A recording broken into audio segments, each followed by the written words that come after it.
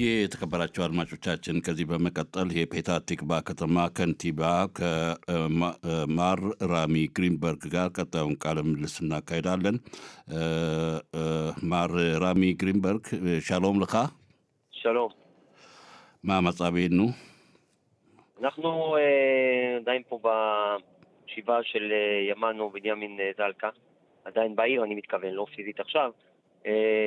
באמת התחושות קשות, לאור המקרה המצער, שבאמת צעיר שעבד לפרנסת המשפחה, נרצח על ידי בני עוולה. המשפחה לקחה את זה מאוד קשה כמובן, אבל יש פה באמת תמיכה גדולה גם של כל הציבור, באים, עוטפים, תומכים בכל דרך. ታርሸ ላኑ ለታርጌሞ ለዶብሪያ ማህሪት ከሙባን የተከበራቸው አድማጮች እንግዲህ ወርቅነሽ እሸቴ ከን ታርጌሞትካ እንግዲህ ከቦርድ ማር ራሚ ግሪንበርግ የፔታ ቲክቫ ከተማ ከንቲባ ናቸው።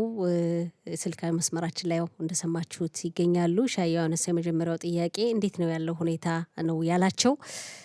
እንግዲህ በከተማችን የተገደለው የቢንያሚን ዘለቀ የቢንያሚን ወይም የማኑ ዘለቀ ግድያ በጣም ከባድ ነው። አሁን እንግዲህ በአካል እዛው ባልሆንም ሰባቱ እየተካሄደ ነው ያለ የሰባቱ ያው 7 ቀን ስነ ስርዓት ሀዘን ተቀምጦ ቤተሰቡ እያዘነ ነው ያለው። ይሄን እየተከታተልን ነው ያለው። ሁኔታው ከባድ ነው። በጣም ከብዶናል። ግድያው እንዴት እንደተፈጸመና በአጠቃላይ የግድያው ሂደት ነው ያሉት። כן, נכון, מר רמי גרינברג, ראש עיריית פתח תקווה, נכון שאתה עורך דין ואיש ציבורי פוליטיקאי, איך אתה רואה את הלינץ' שעשו עשרות בני נוער? זה מקרה חמור מאוד, מקרה חמור מאוד. בסוף באמת דברים שאין להם שום, הם לא מחילה ולא סליחה, דברים שצריך להוקיע אותם בכל דרך, גם כמובן למצות הדין עם מי שעשה את זה, וגם לעשות כל מה שצריך כדי למנוע את המקרה הבא. בכל דרך, עם כל הגורמים, משטרה, רווחה, עירייה, כל מי שנדרש לנושא. እንተርገም אותו እንሻል אותו אחר כך ያለው ምንድነው ኢሻያው እንግዲህ ባለ የህግ ባለሙያ ምኖት በአጠቃላይ የፖለቲከኛ ምኖት እና እንደ ከተማ ከንቲባነቶ በቢንያሚን ዘለቀ ላይ በጋራ ወጣቶች አንድ ላይ የታዳጊ ወጣቶች ተባብረው ያደረሱበትን ጥቃት ወይም የግድያ ሂደት እንዴት ያዩታል ነው ያለው። እንግዲህ ከባድ ነው። ለወደፊቱ እንዲህ አይነት ችግር እንዳይከሰትና ለወደፊቱ ያለውን ሁኔታ ችግሩን ለማስቆም ጥረት እናደርጋለን። ቀላል አይደለም። ያው በከባድ ሁኔታ እንዳዩት ነው የገለጹት። ማር ግሪንበርግ ኤም ሃዩ ምክሪም ከኤሌ ባቫር ኤም ኒሲቴም ለታፔል ኤም ያዷላሄም ከዜ ካብራሽ ለብኔ ኖር שעושים כזה אווירה מאוד קשה למדינה להקל. מה עשיתם בעבר? אם היו מקרים? עיקרון עוד פעם, מקרים של השתוללות נקרא לזה, של בני נוער שמשתוללים ועושים דברים לא טובים, אנחנו מכירים. זה לא משהו שהוא חדש, כמובן לא הגיעו למצב של רצח, לא בשנים האחרונות, אבל זה שיש את החבורות האלה שמסתובבים ונוסעים קורקינטים וגם לפעמים מציקים וכדומה, זה משהו שמוכר.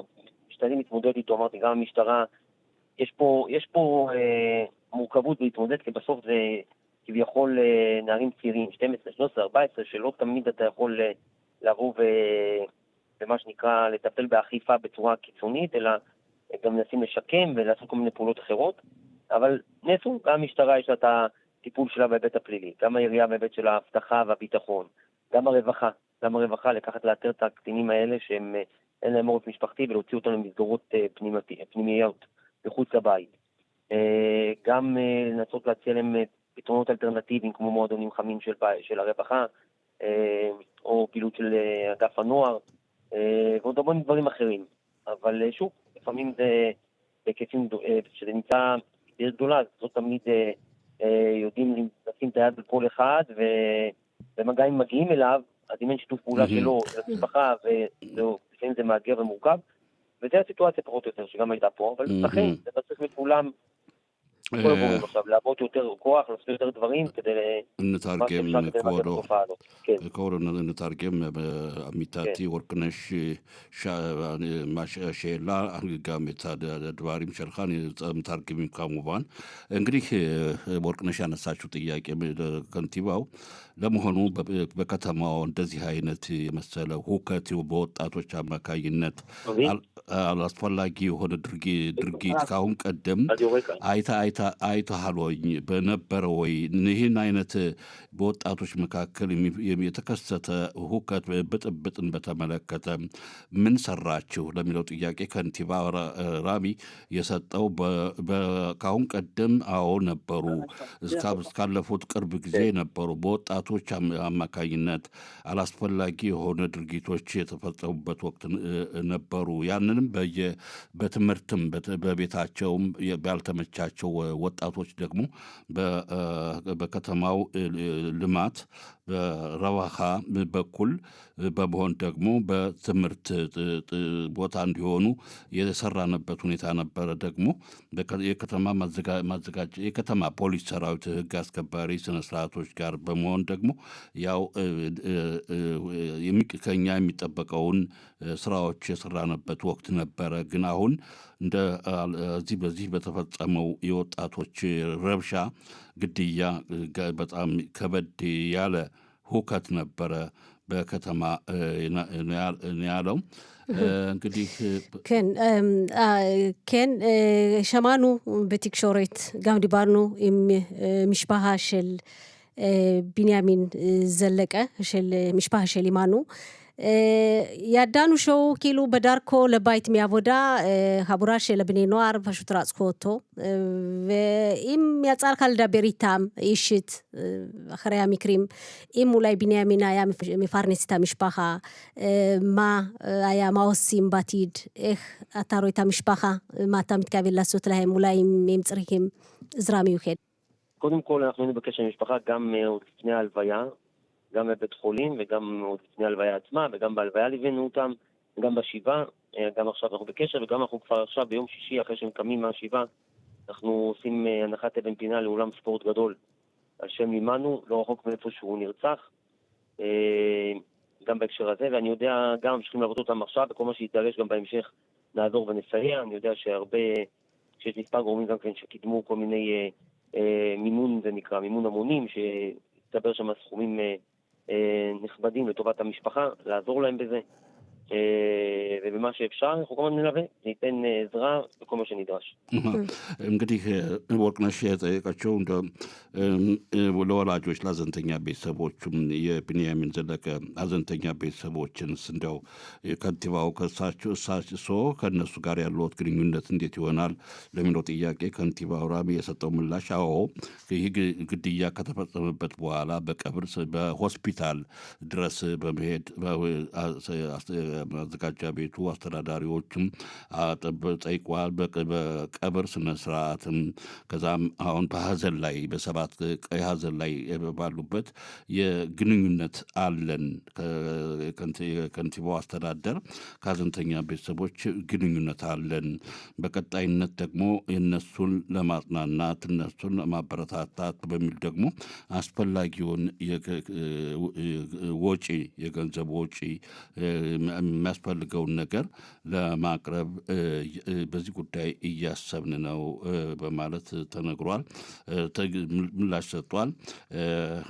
ራሚ ቶሻቤ ፔታህ תקווה הפגינו נגד האלימות ברצח צעיר חף מפשע, האם משטרת העיר עושה את תפקידה לעקוף את האלימות שמשתוללת בעיר? מה אתה אומר כבודו? מבחינת המשטרה הם עושים את מה שנדרש. כמו שאמרתי, גם המשטרה וגם העירייה וגם הרווחה וגם כל הגורמים צריכים לעשות יותר. גם ההורים, כולם, כל אחד צריך לראות מה הוא יכול לשפר ולעשות יותר ממה שהיה עד עכשיו. זה למנות את המקרה הבא. זה שעושים, אנחנו בקשר הגורמים, זה לא, כמו שאמרתי, יש המון פעילות בנושא הזה. יש שיתוף פעולה בין כל הגורמים הרלוונטיים. קשר הדוק כדי לראות למצות את התהליכים בנושאים האלה מול אותם בני נוער בעייתיים. ויש פעילות, להגיד לך שבסוף מצליחים להגיע לכל נקודה, בכל מקום, בכל שעה, מאתגר, אבל משתדלים לעשות מה שאפשר, וגם נעבה עוד ועוד את כל התהליכים, גם מבחינת הסברה, גם מבחינת אכיפה, גם מבחינת פעולות אלטרנטיביות, כל מה שנדרש. טוב እንታርገም ወትካ ኢሻዮ ጠይቀው ጥያቄ ምንድነው የፔታ ቲክቫ ከተማ ነዋሪዎች ግጭትን ይቃወማሉ እንደው አሁን በዚህ ወጣት ግድያ ላይ በደረሰው ሁኔታ ፖሊስ ስራውን እየሰራ ነው ወይ ምን እየሰራችሁ ነው ያለው አዎ ሲመልሱ ከንቲባውም ፖሊስም ማዘጋጃ ቤቱም ማህበራዊ ጉዳይ መስሪያ ቤቶችም ስራቸውን እየሰሩ ናቸው በዚህ አጋጣሚም ችግር ያለባቸውን ታዳጊ ወጣቶች አስፈላጊውን ስራ ለመስራት በእነሱ ዙሪያ ወንጀለኛውንም ለማግኘት አስፈላጊው ስራ ሁሉ ይሰራል ደጋግሜ ተናግሬዋለሁ አዎ እንሰራለን ነው ያሉት ሼላ ክላሊት ከቦዶሮ ሻይር ፔታ ቲክቫ አካዴሚ አሪም ሸኮሊቲም ኦሊም ሀዳሽም ኢትዮጵያ በሻሊ ማህሮኖት የሽኪላ ባቲካ ጋምሽ ኪላ ሀዳሻ ካሲት ኦሊም ሀዳሽም እካቲም ኮሊቲም ታ ኦሊም ሀዳሽም ዩጽ ኢትዮጵያ በኢር ሸሽታልቡ בכלל בכל התחומים. קודם כל, זו קהילה יקרה, שבאמת אנחנו בקשר חזק איתה, גם עם הוותיקים, גם עם החדשים, משתדלים לעזור במה שאפשר, כמו כל עולה חדש צריך סיוע בדיור, אז זה גם משהו שמטופל, והם די עושים את זה באופן עצמאי, ויש מצליחים להשתלב בשכונות הרלוונטיות, כמובן תעסוקה, אז גם בעיר יש שפע של מקומות תעסוקה, גם אנחנו עושים כל מיני קורסים של הכוונה, שהבוגרים לתעסוקה, לכל מיני מקצועות רלוונטיים שהם רוצים סיוע בהם, כמובן בחינוך, לקלוט את הילדים בכל המסגרות הרלוונטיות, לתת להם מענים של חינוך בכל הגילאים, בתרבות, במועדונים של הקהילה, בתי כנסיות של הקהילה, וכל מה שנדרש בכל הגילאים, באמת נותנים את המעטפת ותמיכה כדי שיוכלו, מה שנקרא, להיות חלק מהחברה בצורה מהירה וטובה.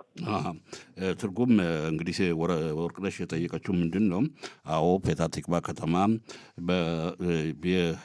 ቀድሞዎቹ ወደ ሀገረ እስራኤል የመጡት ማህበረሰብ እንዲሁም አዲስ ገቢዎቹ በቅርብ ዓመታት የመጡት ኦሊም ሀዳሽም የምታስተናግድ ከተማ ነችና በእነሱ ሁኔታ እንዴት ነው በማህበራዊ በህይወታቸውን በተመለከተ ለሚለው ጥያቄ ከንቲባው የሰጠው ምላሽ ምንድን ነው? አዎ እንግዲህ ለነሱም ሁሉንም በእኩልነት ደረጃም የስራ መስክም በመፍጠር ሰርተው እንዲስተዳደሩ እንደገናም እያንዳንዳቸው ደግሞ ሙያዊ የሚቅጽዋ እንዲማሩ በአስፈላጊውን ስልጠና እንዲያገኙ እንዲሁም በተጨማሪ ደግሞ በማህበራዊ ልማታቸው በተለይ ማህበራዊ ሟዶን አለ የባህል የሚጠቀሙበት ሟዶን አዳራሽ አለ እሱም ሁሉም አዲስ ገቢዎች ነባሮቹ ሳይባል ሁሉም ተጠቃሚ እንዲሆኑ ያው እየሰራን ነው የምንችለውን ያህል ሼላ ነው ሰፔትም ኢሪያን ሀላት ኢሪያ ሆሼ ቤት ላቂም ዘ አንዳርታ ለዘኸር ብንያምን ዘለከ כן, אז אני אמרתי מקודם שאנחנו כבר ביום שישי הזה, יום שישי הקרוב, בשעה 11 בבוקר, יחד עם המשפחה, עושים הנחת אבן פינה לאולם ספורט גדול, שיקרא על שם ימנו בנימין, וזה יהיה אולם ספורט ענק על שמו, שעברו שם הרבה בני נוער, תלמידים, ילדים, מבוגרים, ושם הוא יונצח במקום הזה.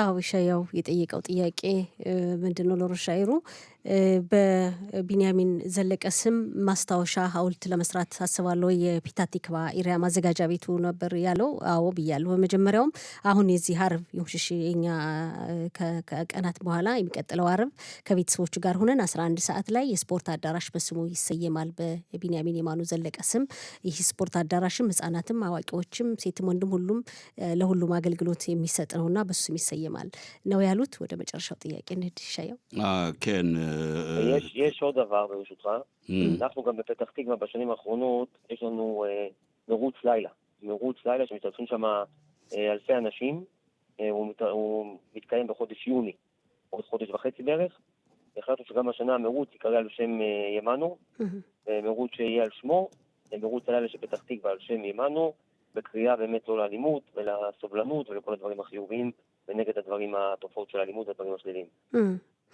አዎ ተጨማሪ ምንድነው ያስተላለፉት ከንቲባው በፔታህ ቲክቫ በሆዴሽ ዩኒ ማለት በሰኔ ወር ነው በሚቀጥለው ሰኔ ወር የሌሊት ሩጫ አለ እና አንድ ላይ ሆኖ ይሄ አዎ የከተማዋ ህዝብ የሌሊት ሩጫ ያካሂዳል። ሩጽ ላይላ ወይም የሌሊት እንግዲህ ሩጫ ማለት ነው። በሱ ስም በየማኑ ዘለቀ ስም ይጠራል። በፔታህ ቲክቫ የከተማ ነዋሪዎች የሚያካሂዱት ሩጫ ነው፣ በሱ ስም ይጠራል ብለውናል። በሱ ስም ያው እንግዲህ የጨዋታ የሩጫ ውድድር የሚሰየመው לסיכום דברינו, מר רמי גרינברג, מה אתה דורש מתושבי העיר כדי להרגיע את המצב הנוכחי? קודם כל, אנחנו לא דורשים מהתושבים, אני אומר להם שאנחנו פה בשבילם בכל דבר ועניין, גם בנושא של הביטחון, אנחנו לא נרפה, ונעשה מה שצריך כדי לתת להם מענים של תחושת ביטחון להם ולילדים שלהם להסתובב בבטחה בעיר. אני כן קורא לכולם, לכל התושבים, כמובן, כמו שזה קורה כבר בפועל, להוקיע את האלימות, לדווח לגורמי האכיפה הרלוונטיים על כל תופעה שהם רואים, מזהים, מכירים, תופעה בעייתית ושלילית, כדי שנוכל לטפל בזה. וכמובן, גם משהו טבעי, אבל להעמיק את זה יותר, לחיות באחווה ובסולידריות ובסובלנות אחד לשני, ולחנך את כולם, כל אחד בסביבה הקרובה שלו, את הילדים, את כולם, רק לדברים טובים ולהוקיע את הדברים השליליים. תודה, אנחנו נמשיך לתרגם את דבריך. תודה שהסכמת לרעיון הזה, ראש עיריית פתח תקווה, רמי גרינברג. אולי חשבת על משהו להעביר לקהילה, למאזינינו, מה שאנחנו לא שאלנו אותך? כן, כן. קודם כל, כמו שאמרתי, אני בקשר עם הקהילה פה בעיר, כבר משנת 2007, שאז נכנסתי לעבוד בעירייה. בתפקידים שונים, ועד היום באמת קרוב באמת ל-20 שנים בקשר הדוק, ובאמת מסייעים במה שנדרש ומה שצריך, וגם אנחנו פה להמשיך לתת מענים בכל מה שצריך, כל מה שנדרש, ושרגישו שבאמת אנחנו כתובת בשבילהם ובית בשבילהם, לעזור בכל דבר ועניין, כדי לטפל בכל מה שנדרש, מה שצריך, גם דברים ספציפיים, גם ברמיס לקהילה, אנחנו מכבדים, מוכירים, ומסייעים במה שצריך. טוב, תודה רבה לך, אנחנו נתרגם את כל מה שאמרת, תודה שהתראיינת אצלנו. יום טוב, תודה. እንግዲህ ወርቅነሽን ጠየቅሽው ጥያቄ ለማጠቃለያ ከሌው ጋር በተያያዘ ጥያቄ ነበረ። እንግዲህ ከንቲባ ይህ ያለውን ሁከት እንዲህ አይነት ጸብ አምባጓሮ የበሳሰለን ሁኔታ ለማረጋጋት ምን መልእክት አስተላልፋሉ ለሚለው አንቺም ወርቅነሽ ያነሳሽው ምንድነው እስካሁን ያልተነሳ ያልጠየቅነን ለማህበረሰቡ መልእክት ካሎት ነው ያልሽውና አዎ እንግዲህ ባጭሩ ትርጉሙ ያሳቸው እንግዲህ የተናገሩት ከንቲባው በአጠቃላይ ማህበረሰቡ ሳይሆን እኛ ጥያቄ ምን ጠይቀው እኛ ለማህበረሰቡ ደህንነታቸው እንዲረጋገጥ ግጭት እንዲቆም አስፈላጊውን ስራ እንሰራለን። ነዋሪዎች ግን የከተማው ነዋሪዎች የሆነ ችግር ሲያዩ ቶሎ ሪፖርት ማድረግ አለባቸው ለአስፈላጊው ለሚመለከተው አካል። ያው እንግዲህ ችግርም ካለ ለፖሊስ ለማንኛውም ሁኔታ ሪፖርት ማድረግ ማሳወቅ አለባቸው። ከዚህ ውጪ መቻቻል፣ መረዳዳት፣ በትግስት ማለፍ ሁሉ ነገር ያስፈልጋል የሚል መልእክት አስተላልፈዋል። አብሮነታው ሌላው 2007 ዓ.ም ጀምሮ በከተማዋ በተለያየ ኃላፊነት እየሰሩ ናቸው። ለህብረተሰቡ ጥሪ ሁሉ ምላሽ ለመስጠት ዝግጁ እንደሆነና እነሱ አድራሻ እንደሆኑ ህብረተሰቡም ያው በነጻነት ጥያቄውን እንዲያቀርብ የኛን ማህበረሰብም እንደሚያከብሩ ነው የገለጹት። እንግዲህ ቸኮል ያለው ሰዓት ስለደረሰብን ነው አድማጮች ይቅርታ እንጠይቃለን። እሺ አንድ ማስታወቂያ አለ። ማስታወቂያው መጨረሻ ላይ ነው። እንሰናበት። ትክክል